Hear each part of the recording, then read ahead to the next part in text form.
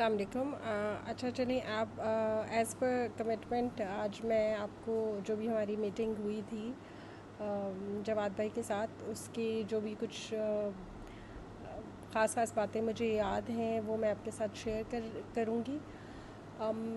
कुछ बातें शायद मैं भूल गई हूँ या अगर मैं कुछ मिस कर देती हूँ तो आई होप कि जो लोग मेरे साथ और भी थे इस मीटिंग में वो इसको ऐड कर सकते हैं, इसमें कोई वॉइस नोट से या किसी रिटन मैसेज के थ्रू। अच्छा जी, स्टार्टिंग में कुछ मोटिवेशनल बातें हुई थी जो कि वो मोटिवेशन मैंने उससे ले ली थी लेकिन शायद वो मोटिवेशनल बातें मैं इतने अच्छे से नहीं कर पाऊँगी। फिर उसके बाद जवाद भाई ने अपनी जो अपनी मॉर्निंग रूटीन थी वो डिस्कस की थी, जिसमें उन्होंने बताया कि सिस्टम उन्हें सुबह ही बता देता है कि किन स्क्रिप्ट्स पे या किन स्टॉक्स में उन्होंने ट्रेड लेनी है और ट्रेड जो है वो बाय की लेनी है या सेल की लेनी है, तो वो फिर उसके अकॉर्डिंगली चलते हैं। अब आप सोचेंगे कि जी जवाद भाई को तो सिस्टम बता देता है तो हमें कैसे पता चलेगा कि जी कि कहाँ हमने ट्रेड लेनी है। तो इसके लिए जवाद भाई ने बताया कि जो भी सिस्टम उन्हें बताता है वो हमारे साथ फॉक्स रडार पे रोज़ सुबह शेयर कर देते हैं, ठीक है। फॉर एग्ज़ाम्पल आप देख सकते हैं यहाँ पे हम ढूंढते हैं कि जी ये जैसे जवाद भाई ने सुबह बता दी थी कि मार्केट जो है वो रेड है। फिर उन्होंने यहाँ पे कुछ शेयर्स जो हैं उन्होंने बता दिए थे कि बेस्ट शॉर्ट्स इन BOP, DGKC, PIA और NPL, ठीक है। उसके बाद जवाद भाई ने बताया कि वो देख लेते हैं कि इसमें किस में ज़्यादा वॉल्यूम है, कौन सा ज़्यादा वॉलेटाइल स्टॉक्स हैं और उसके हिसाब से वो यहाँ से कोई स्टॉक जो है वो पिक कर लेते हैं।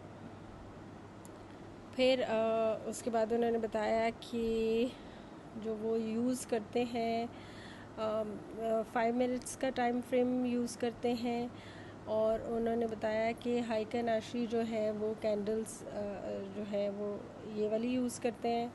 इसमें यह है कि आपको कम नॉइज़ जो है वो दिखाई देती है और जवाद भाई ने ये भी बताया कि वो क्योंकि ज़ाहिर है वो बता रहे थे कि वो मुसलसल बैठते हैं स्क्रीन के आगे और फिर वो बिल्कुल स्क्रीन के आगे से नहीं हटते, तो वो अब उनको अंडरस्टैंडिंग भी है इन कैंडल्स की कि वो पहचान जाते हैं कि अब जो है ये अब कैंडल जो है अपनी डायरेक्शन जो है वो बदलने वाली है, राइट।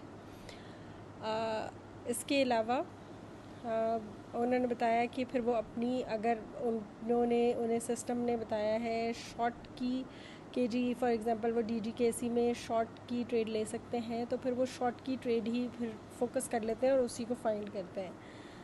और उन्होंने बताया कि वो कुछ रेंजेस तो उनको तो अपनी याद है, रेंजेस वो उनके अकॉर्डिंगली ट्रेड लेते हैं, लेकिन ताकि क्योंकि हम लोगों को तो वो रेंजेस नहीं पता, तो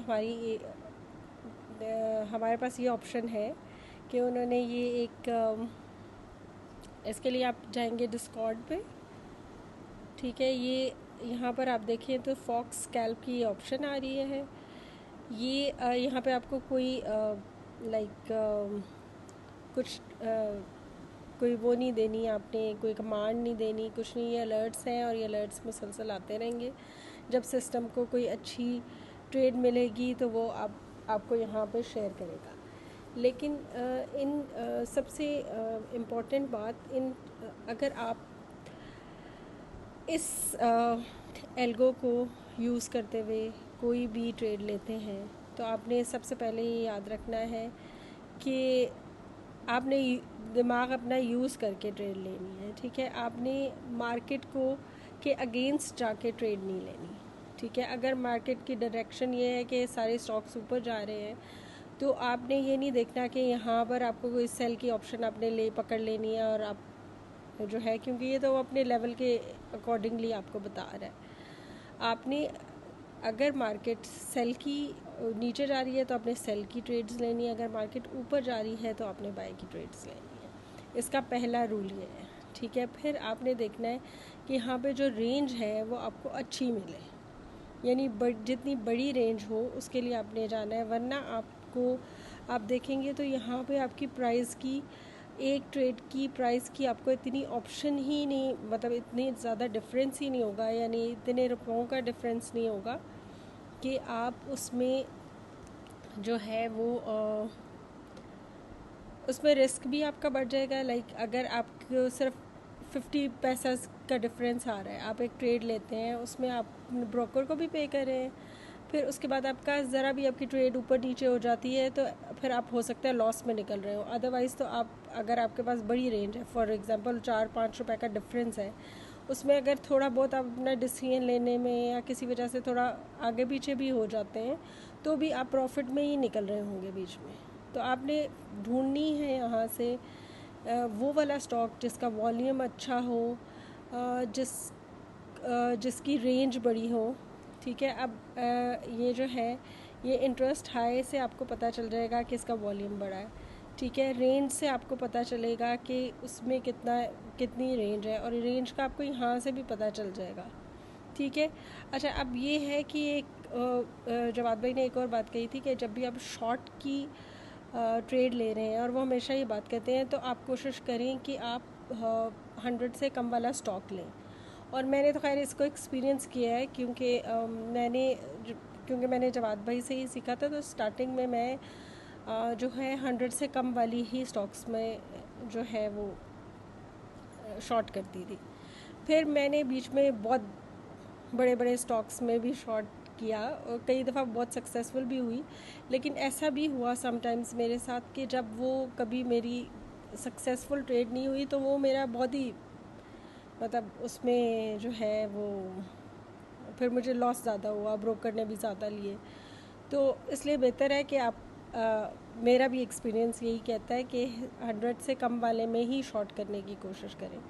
एक बात उन्होंने और भी जवाद भाई ने बताई थी कि 2 बजे तक वो अपनी शॉर्ट की जो भी ट्रेड्स होती हैं वो बंद कर क्लोज़ कर देते हैं, क्योंकि उसके बाद वो थोड़ी रिस्की हो जाती हैं।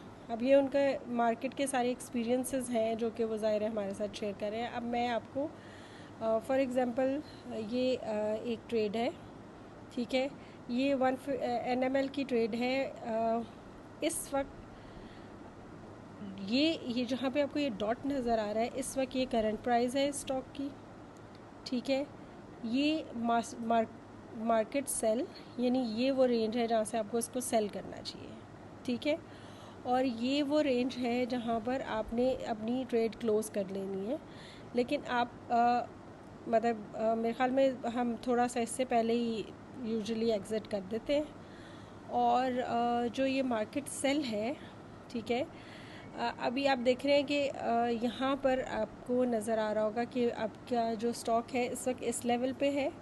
ठीक है, तो ये जैसे वकार भाई ने ये एक मशवरा दिया था कि यहाँ पर आप कुछ क्वांटिटी आप यहाँ पर ऐड कर लें। फॉर एग्ज़ाम्पल 500 आप स्टॉक्स यहाँ ऐड कर लें, और फिर जब आपको इस लेवल पे मिल जाए अगर, तो आप 1000 यहाँ पर ऐड कर लें।